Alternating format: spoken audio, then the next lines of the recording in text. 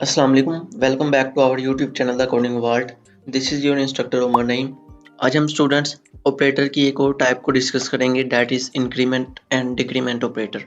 जैसा कि नाम से ही जाहिर है कि इंक्रीमेंट का मतलब है कुछ इंक्रीज़ करना और डिक्रीमेंट का मतलब है कुछ डिक्रीज़ करना। इंक्रीमेंट ऑपरेटर का जो सिंबल है वो हमने लास्ट टाइम जो अरिथमेटिक ऑपरेटर को डिस्कस किया था, तो उसमें हमने एक एडिशन ऑपरेटर पढ़ा था। तो उस ऑपरेटर को हम जब डबल एक साथ लिखते हैं दो बार, तो हमारे पास इंक्रीमेंट ऑपरेटर बन जाता है। और ये जो इंक्रीमेंट ऑपरेटर है ये ओरिजिनल वैल्यू में ए इंक्रीज कर देता है। मीन्स कि यहाँ पर ए वेरिएबल जिसकी वैल्यू है 5, तो जब हम इंक्रीमेंटेशन करेंगे इसमें तो यहाँ पर आउटपुट में 6 आ जाएगा। और इसी तरह डिक्रीमेंट ऑपरेटर जो सब्ट्रैक्शन ऑपरेटर हमने पढ़ा था उसको हम दो बार लिखें एक साथ, तो हमारे पास डिक्रीमेंट ऑपरेटर बनता है जो कि हमारे ऑपरेंड की वैल्यू को बाय 1 डिक्रीज करता है। यहाँ पर आप देख सकते हैं बी की वैल्यू 10 है, डिक्रीमेंट के बाद इसकी 9 हो जाएगी। सो इसको अभी VS कोड के अंदर प्रैक्टिकल करके देखते हैं इसका।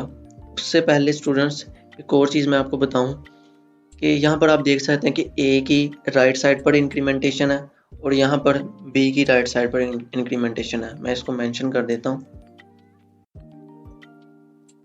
यहाँ पर आप देख सकते हैं कि इनकी लेफ्ट साइड पर हमने इंक्रीमेंट और डिक्रीमेंट ऑपरेटर लगाया। स्टूडेंट्स इनकी पोजीशन की बुनियाद पर हमारे पास इसकी दो टाइप्स देखने को मिलती हैं। पहली है पोस्ट इंक्रीमेंट और डिक्रीमेंट ऑपरेटर और दूसरी है प्री इंक्रीमेंट और डिक्रीमेंट ऑपरेटर।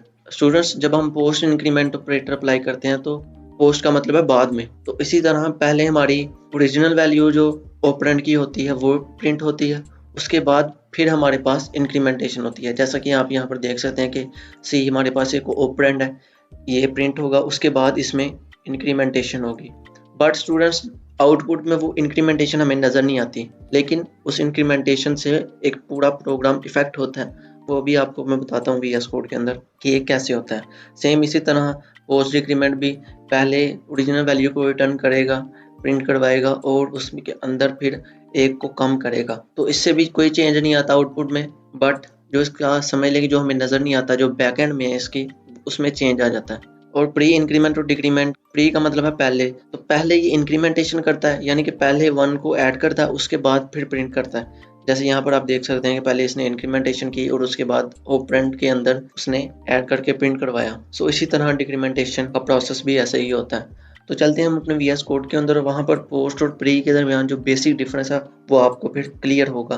स्टूडेंट्स हम आ गए अपने VS कोड के अंदर और यहाँ पर आप देख सकते हैं कि हमने एक प्रोग्राम लिखा जो कि इंक्रीमेंट और डिक्रीमेंट ऑपरेटर के ऊपर है। सो यहाँ पर मैंने स्टूडेंट्स यहाँ पर प्रोग्राम पहले इसलिए लिख दिया था कि आपका टाइम वेस्ट ना हो, तो इस वजह से फिर वीडियो लंबी होगी और फिर आप बोर होंगे, तो मैं ये चाहता नहीं कि आप बोर हों, तो इस वजह से मैंने पहले ही इस प्रोग्राम को टाइप कर दिया था। बट मैं इसको समझा देता हूँ। स्टूडेंट्स हमने एक प्रोग्राम बनाया जिसमें A, B और C 3 वेरिएबल हैं जिनकी टाइप है इंट, यानी कि इसमें हमने इंटीजर होल वैल्यू को स्टोर करवाना है। सो यहाँ पर मैंने एक स्टेटमेंट लिखी, enter the value of A, और उसके बाद मैंने यूज़र से इनपुट ली सीन के ज़रिए, डेट इज़ A, यानी कि A की हमने यूज़र से इनपुट लेनी है।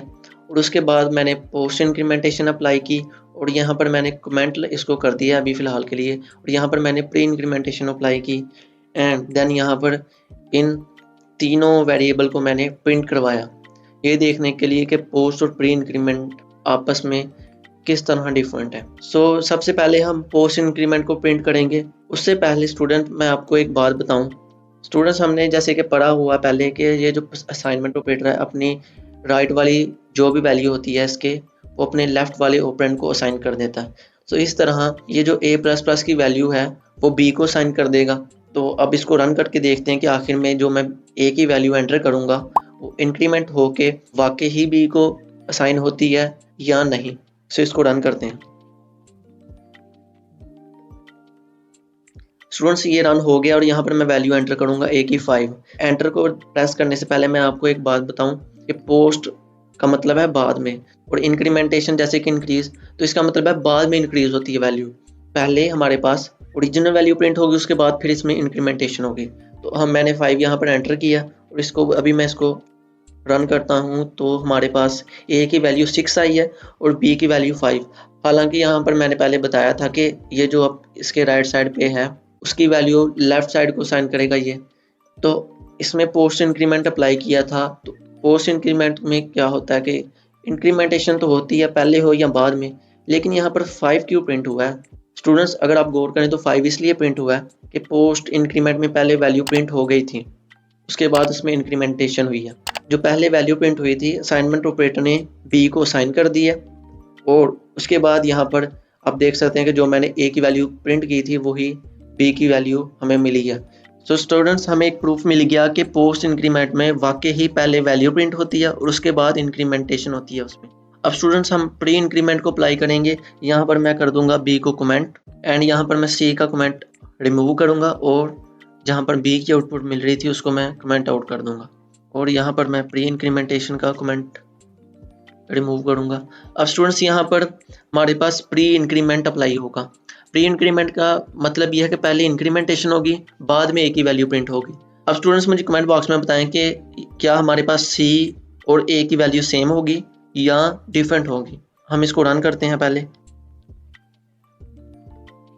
सो यहाँ पर स्टूडेंट्स रन हो गया हमारा प्रोग्राम। मैं फिर 5 ही एंटर करूंगा, और अब देखते हैं कि क्या ए और सी की वैल्यू वाकई ही सेम होगी या डिफरेंट होगी।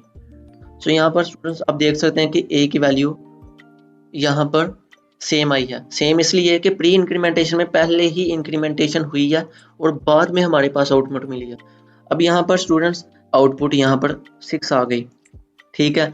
अब यहाँ पर जब 6 आई ना वैल्यू, तो असाइनमेंट ऑपरेटर ने क्या किया, वो जो 6 वैल्यू थी वो सी को असाइन कर दी, तो सेम हमारे पास सी भी 6 आ गया।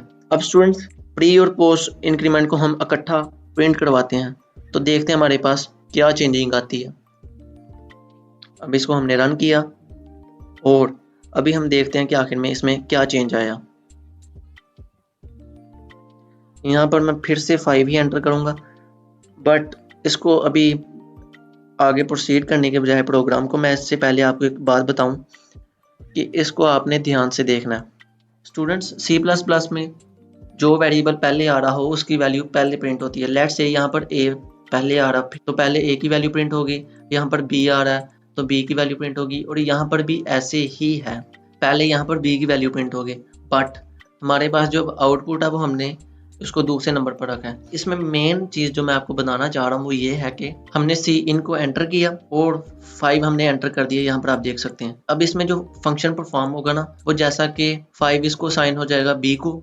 अब बी की वैल्यू है 5, ओके 5 वैल्यू है, और ए की वैल्यू है 6, यहाँ पर उसमें इंक्रीमेंटेशन हो गई है। अब स्टूडेंट्स, यहाँ पर ए की वैल्यू 6 आ गई। स्टूडेंट्स, जो ए की वैल्यू 6 है ना, अब यहाँ पर जब आएगी ना वो 5 नहीं आएगी वैल्यू, वो यहाँ पर 6 ही आएगी। जब 6 आएगी ना वैल्यू, तो उसमें प्री इंक्रीमेंटेशन होगी 6 में, 6 बन जाएगा 7। जब 7 बनेगा, 7 सी को असाइन हो जाएगा, और ए और सी की वैल्यू हमारे पास 7 आएगी, एंड देन बी की वैल्यू हमारे पास 5 ही आएगी। तो हम इसको प्रिंट करते हैं, और यहाँ पर आप देख सकते हैं कि ए 7 आया, बी 5 आया, और सी भी 7 आया।